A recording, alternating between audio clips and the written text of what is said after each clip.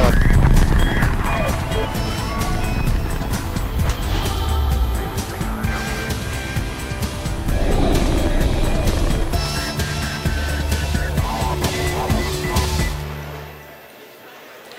Good morning. It's Wednesday, June 12th, and we're here at SpaceX headquarters in Hawthorne, California.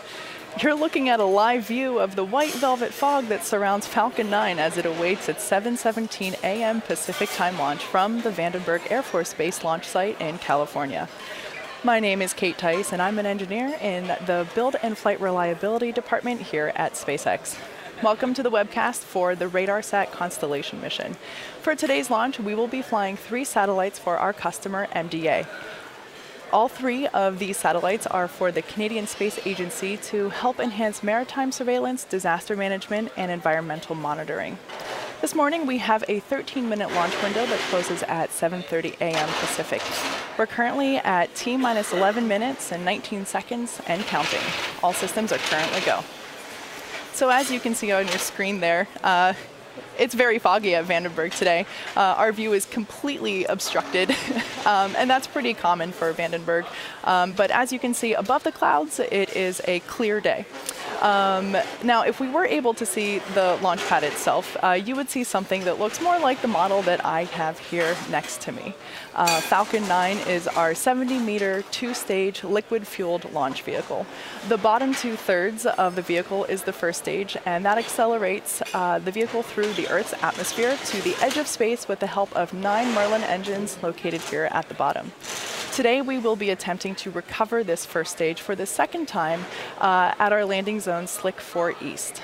This booster flew for the first time earlier this year on our Demo 1 mission for NASA. On top of the first stage is the inner stage, which is black, as you would be able to see if we could peer through the fog there. And then on top of the inner stage is the second stage. And the 2 stages separate about 2.5 minutes into flight. And the first stage is the portion of the rocket that we are attempting to recover today. The second stage has a single Merlin vacuum engine, or MVAC, which ignites after the first stage separates. The second stage is what will carry the 3 Radarsat satellites to sun-synchronous low Earth orbit at an altitude of 600 kilometers above the Earth's surface. That's roughly the distance from Los Angeles to San Francisco. Sun-synchronous orbit basically means that the satellite will pass over the same section of Earth at the same time each day. Now, those satellites are safely enclosed inside of the 17-foot diameter payload fairing, which is the pointed cone at the very top of the rocket. This portion of the rocket helps protect the payload from aerothermal loads, heating, and contamination during ascent. Once we reach the vacuum of space, we will jettison the fairing as the second stage continues on its journey to orbit.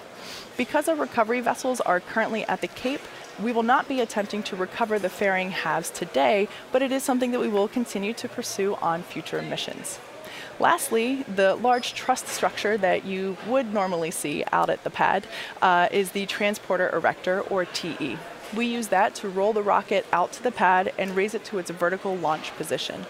The TE also routes the vehicle's fluids, power, and telemetry umbilicals from the ground systems to the rocket and satellites until F9 goes on internal power and clears the pad.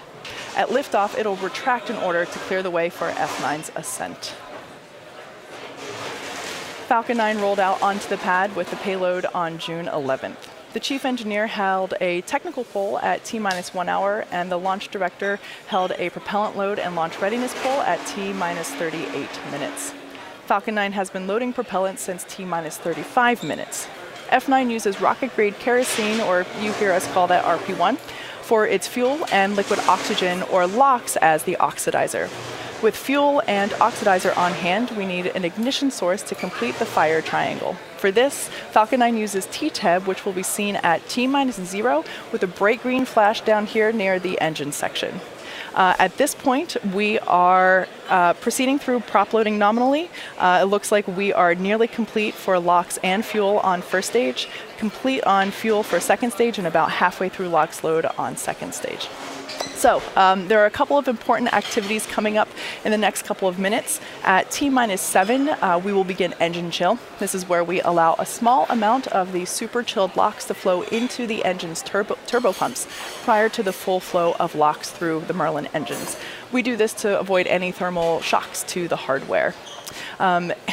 Normally, you might at this point see large plumes of white gas coming from out around the rocket. Of course, we have fog acting as that white plume of gas, but that normally would just be the liquid oxygen vaporizing as it makes contact with the air around the rocket. Also, around T-minus 4.5 minutes, the transporter erector will retract from the rocket slightly to give Falcon 9 clearance for liftoff. At this point, we have also begun helium loading. The vehicle uses helium gas as a pressurant to push the RP-1 and LOX through the Merlin engines. If you think about drinking from a soft plastic water bottle, you let air back into the bottle when you're done sipping, which prevents the bottle from crinkling up. Helium is what keeps the rocket from crinkling as we use up the RP-1 and LOX within the stage. Now, as far as the spacecraft at the top of the rocket, the 3 Radarsat satellites will remain off until after separation from the launch vehicle. Right now, the vehicle is healthy and we are currently tracking no issues. Aside from the fog, which doesn't impose any violation of our launch weather conditions, we are green. The range is also green and prepared to support today's mission. We continue to count down to liftoff in just about 6 minutes. If for some reason we do have a call in, if for some reason we have to call a hold on today's launch, we do have a backup opportunity tomorrow at the same time. Today's mission is for our customer NDA on behalf of the Canadian Government Space Agency. The 3 Radarsat satellites will help the Canadian government monitor key areas including maritime, disaster, and environmental surveillance. As mentioned, today's payloads will be delivered to sun-synchronous orbit. Sun-synchronous orbits travel over the Earth's poles as the planet rotates underneath, with the satellites passing over a particular section of the Earth at the same time each day. Let's get some additional details on how these satellites will serve the Canadian government.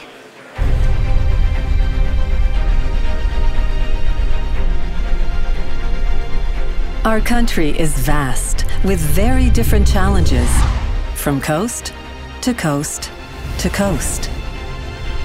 With the help of satellite technology, the Canadian Space Agency provides solutions to some of those challenges. The Radarsat Constellation mission uses a trio of satellites to take daily scans of our country and its waters. Equipped with radar and ship identification systems, they collect invaluable information about our country. Satellites assist in determining ice conditions, helping captains navigate through Arctic waters and bring supplies to remote villages, and helping northern communities travel safely over ice during hunting and fishing expeditions. Satellites monitor soil stability and changes in the permafrost and gather important data that contributes to understanding climate change, so we can better protect our environment and our wildlife. To maximize crop yields, farmers use satellite data to measure moisture levels in soil, reducing how much water, pesticide, and fertilizer they use in order to protect and improve the environment for years to come. And when disasters strike and people are in danger, satellite images help rescue teams respond faster, saving lives and reducing the impact on people and infrastructure. The Radarsat Constellation satellites work together to bring solutions to important challenges that affect all Canadians. The Canadian Space Agency, finding solutions for a better Canada.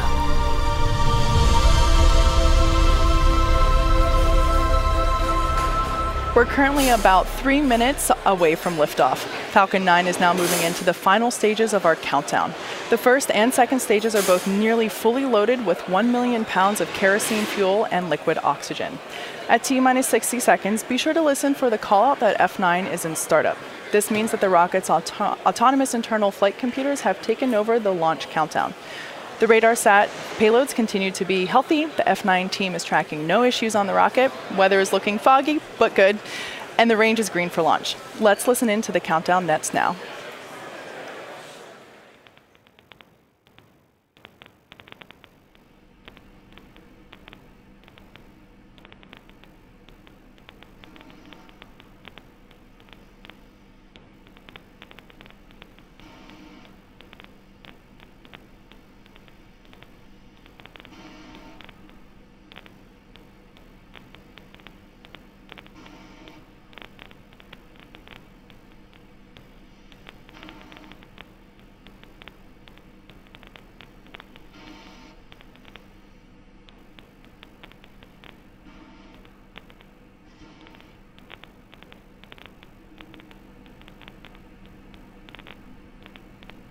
Stage 2, LOX load closing out. Falcon 9 is on internal power.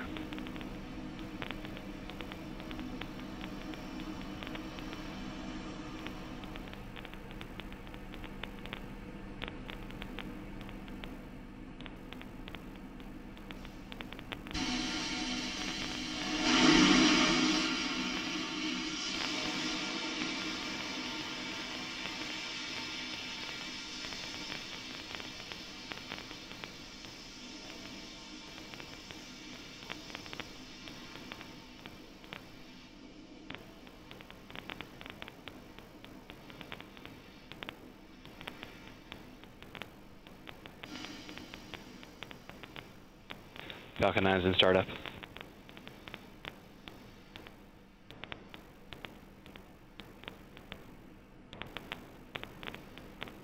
Stage 2 pressing for flight.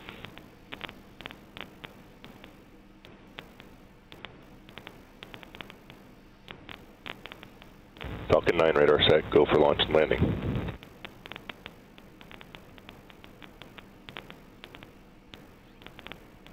T-minus 30 seconds, stand by for the countdown.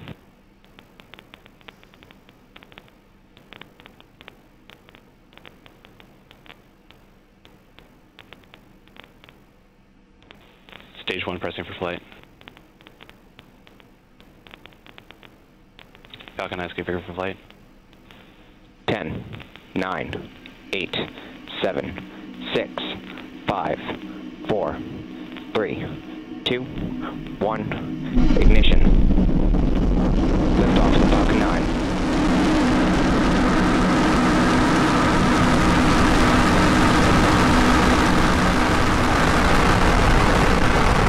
Vehicle is pitching downrange. Stage 1 propulsion is nominal.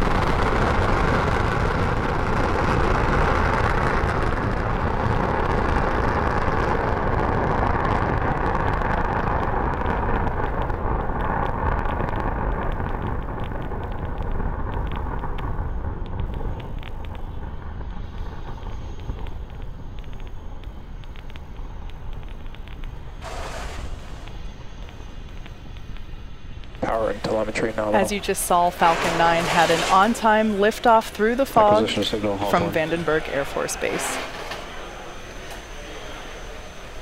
Approaching max Q. Vehicle is supersonic.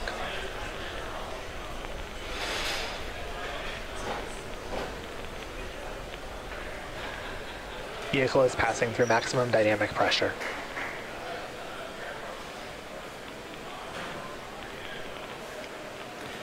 We now have 3 events coming up in rapid succession: main engine cutoff, stage separation, and second engine start 1, or SES 1. All of these things you can follow along with on the timeline at the bottom of your screen.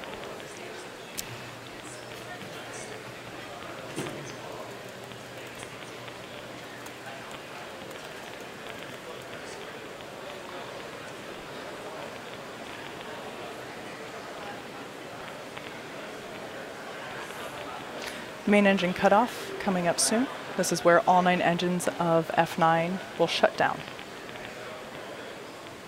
Trajectory is looking good.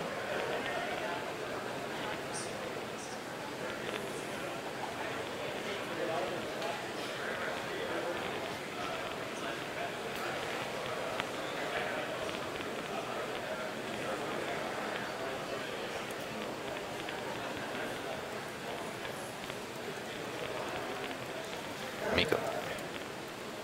Stage separation confirmed. And there on your screen, you can see that we have visual confirmation of main engine cutoff, stage separation, and second engine start 1. So on the left-hand side of your screen, we'll watch the first stage as it begins its return back to Vandenberg Air Force Base. On the right-hand side of your screen, you can see the second engine as it begins to carry the 3 Radarsat satellites to sun-synchronous orbit.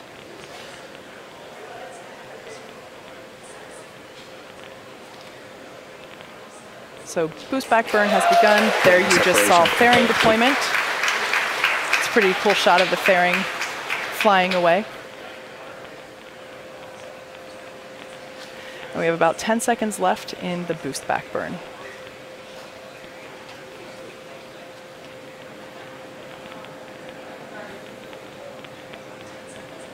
So the shot you see on your left is from inside the interstage. Boost back shutdown. And boost back, confirmation of boost back shutdown. So in order for the first Stage 2 is on a stage nominal trajectory. to make its way back to landing zone 1 at Vandenberg Air Force Base, it has to execute a series of 3 burns. The first, which you just saw, is what we call the boost back burn, and that helps to slow the rocket down and orient it for entry. Shortly after this, the grid fins, which you see right there, articulating as they help steer the rocket back to Vandenberg, those are deployed to help guide the rocket during its descent. Following that, Falcon 9 executes its entry burn, and that slows itself down before hitting the dense part of the atmosphere. The entry burn actually cuts the first stage speed almost in half. So that's what will be coming up next at about the T+6 minute mark.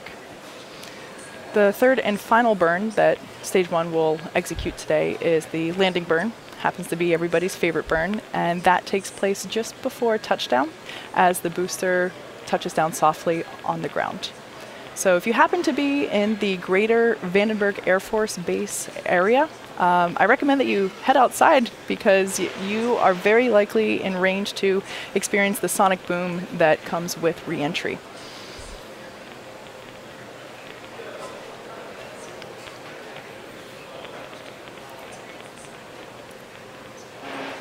So at T+5 minutes now, we have confirmation that MVAC power is good.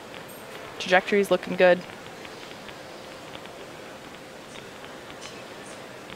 Despite the foggy view from this morning, everything is looking good.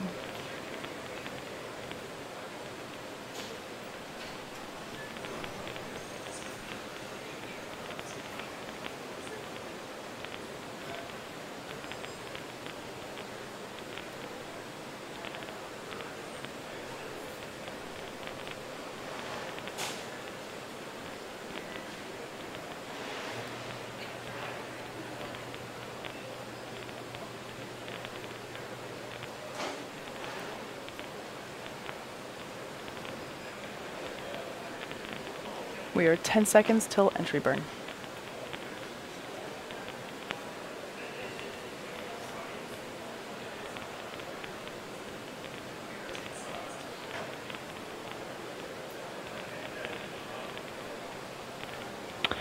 Stage 1 entry burn has started.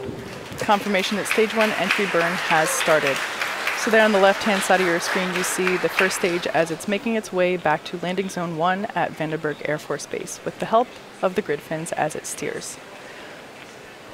The view on your right is the same operation that we have going on, just from a different camera. So there you can see that we have confirmation of stage 1 entry burn shutdown. Stage 2 on the right-hand side there, looking good. Everything is nominal and trajectory is good. Stage 1 FTS is safe.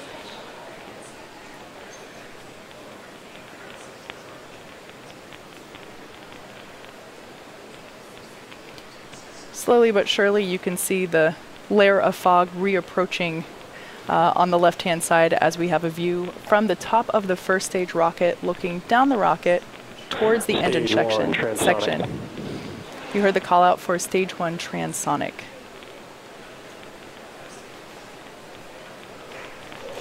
Stage 1 landing burn has started. Landing burn has begun.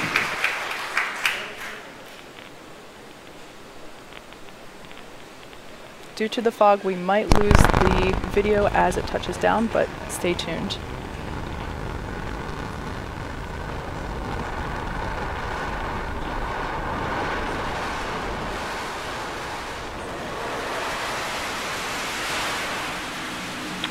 Landing legs have deployed.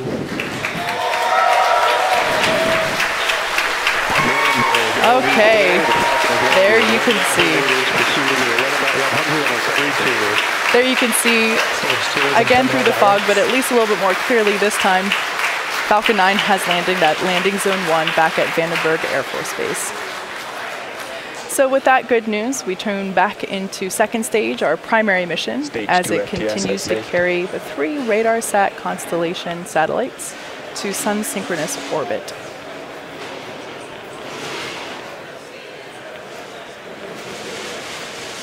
That's a shot of the MVAC nozzle as it burns through. And there we had confirmation of second engine cutoff, or SECO. So now we're just going to wait for confirmation of second stage good orbit. GNC confirms good first orbit insertion. All right, we have confirmation that we have a good orbit for second stage. Now, we're about to enter a 40-minute coast phase, so we're going to take a break, but we're leaving you with an animation that shows where we are in the coast phase. We'll be back at about T plus 49.5 minutes for a second stage relay. Also signal Vandenberg as expected. Also signal Hawthorne as expected.